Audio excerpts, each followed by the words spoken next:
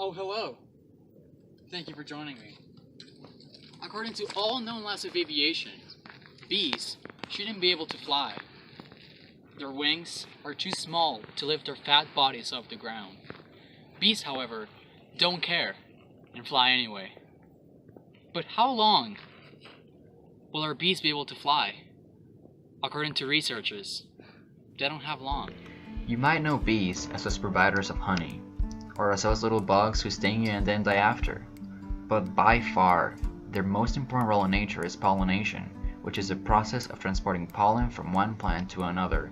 This is how plants are produced, and wind and many other animals such as hummingbirds, butterflies, and even bats do help the plants to get it on. But bees are by far the biggest of pollinators.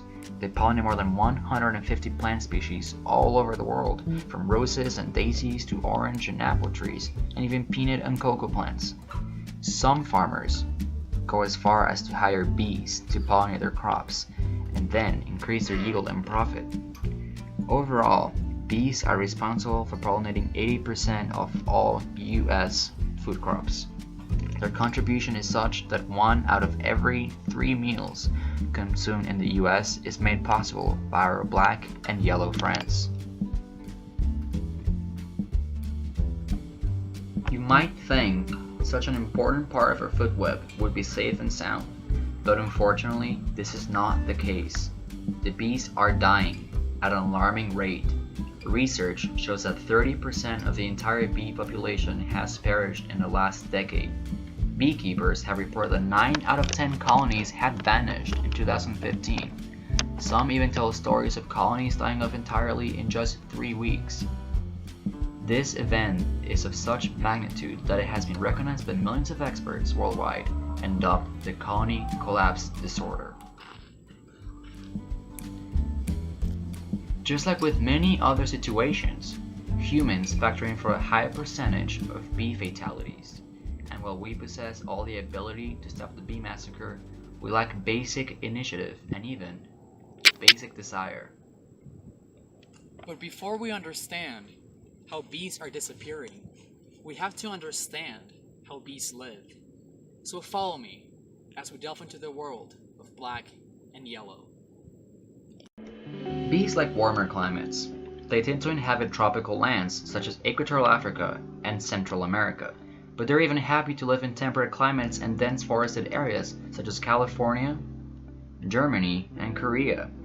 But this falls short of restricting the bee population, and bees inhabit almost every place in the planet with the exception of extremely cold climates such as Antarctica, northern Canada and Russia, and Greenland.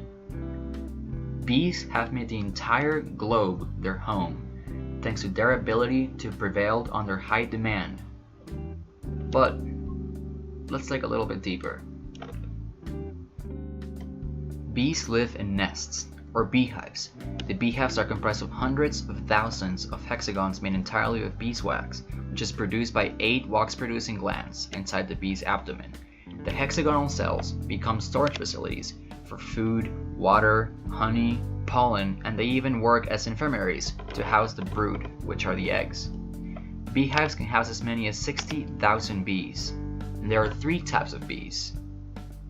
You have the queen, worker bees, and drones. The queen is the biggest of the bees. While still in the larvae form, future queen bees are fed royal jelly as secretion from the head of worker bees, while the 2 worker bees are fed honey. It is not known how the colony decides which larvae will become the mom, but there is a clear connection between the feeding of the substance and the rise of the queen bee. It is theorized that the nutrients found in jelly help the queen bee be sexually matured and hence become the queen. She is the mother of the colony. Her favorite pastime is to lay as many as 1,000 eggs a day, and the fathers of the colony are the drones. They are the only male bees in the hive. Their sole purpose is to make more bees with the queen bee. They will each fight for their chance to be the winning male and the father of tens of thousands of bees. After the mating season is over, the drones are expelled from the colony. Worker bees are all females. Their roles are the most varied in the colony. You have honey sealing bees. bees who store the honey into sealed wax combs to prevent it from absorbing excessive moisture. Drone feeding bees, the bees who feed the drones while they are still too young to feed themselves. You have queen attendants, bees that help groom and feed the queen, and also spread the queen mandibular pheromone, or QMP, secreted by the queen to the rest of the colony. This is how the pheromone responsible for attracting drones to the bee and giving instructions to the workers. You have honeycomb builders. They build the combs of the colony. You have pollen packers, bees that preserve the pollen brought in by storing it in cells and adding a dab of honey to act as a preservative. Propolisers, these are the bees responsible for the construction of thin outer walls of the beehive. You have mortuary bees. These are the bees responsible for relieving the colony of the dead bees and failed brood, as to prevent the spread of diseases. Then you have fanning bees, bees that will help bat their wings to cool down the colony if it ever gets too hot. And water carriers, that also help cool down the colony and bring water to the colony. Then you have more demanding jobs, like guard bees, are the bouncers of bee club. They prevent the entrance of bees from other colonies and wasps. And foraging bees, which are responsible for gathering pollen and nectar. So how does each individual role fit into the production of honey? Well, bees make honey by collecting pollen and nectar from thousands of flowers each day. When collecting nectar, bees store it in a special honey stomach, which prevents the nectar from being digested. And while hungry, the bee can open a special valve that allows her to consume some of its payload. Once the nectar sac is full, a bee will fly back to the hive, or will pass it mouth to mouth to a worker bee in the inside. The nectar will be passed around like this for long enough until its moisture is reduced from 70% to only 20%, and voila! You have honey. The finished product is then stored in cells, and the cell is sealed with a coating of wax. The bees in charge of collecting pollen will clean themselves before going out again. This is not about superficial beauty, however, it's about efficiency. The bee will rid itself of all unnecessary pollen and debris to fly more easily. However, bees are capable of flight under severe stress. They can carry as much as twice their own weight and fly seamlessly.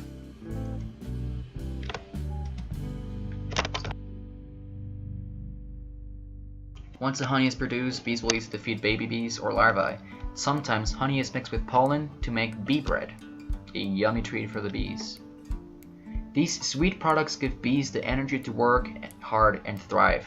However, it also calls for the attention of predators with a sweet tooth, such as bears, badgers, and sometimes wasps. They go as far as to destroy the hive to get the honey, but by far the biggest threat to bees are humans. Humans extensively crave honey for food. It goes on your oatmeal, your pancakes, and even on a spoon as a sore throat reliever. It is also used on soaps, lotions, cereals, and even medicines, and so much more.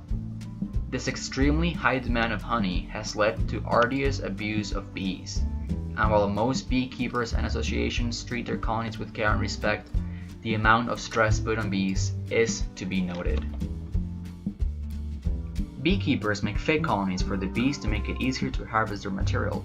They use plastic to mimic hexagons, as opposed to beeswax. Once a section is filled, the beekeepers take the section out to collect the goods. While doing this, the bees are drugged, so that they do not escape or sting the beekeepers. The domesticated bees work just as hard, but yield far less product, as most of it goes to humans. And in some cases, they work far more just to try to meet their own needs.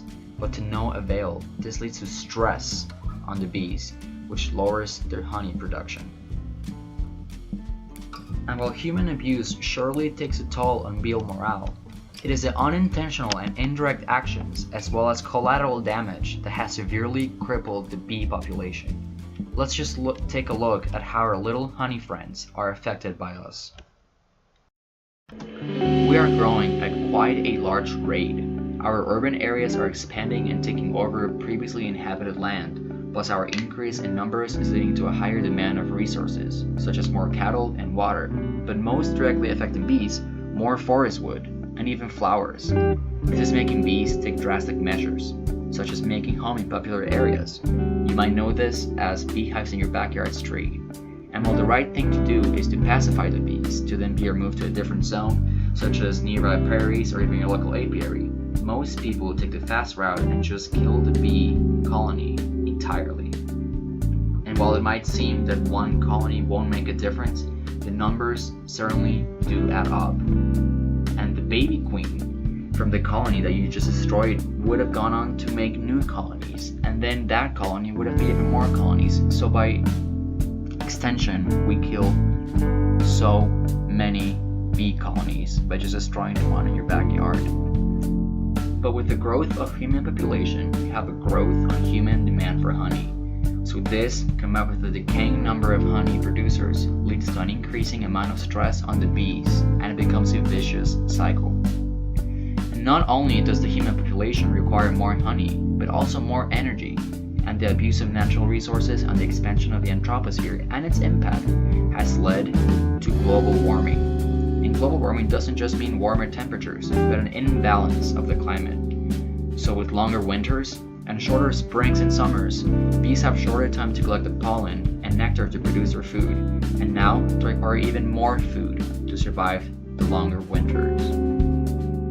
On top of this, bees are exposed to insecticides, specifically neonicotinoids. Neonicotinoids, neonicotinoids, neonicotinoids, neonicotinoids, neonicotinoids, neonicotinoids. And while it's pretty fun to say, it's not as fun for insects.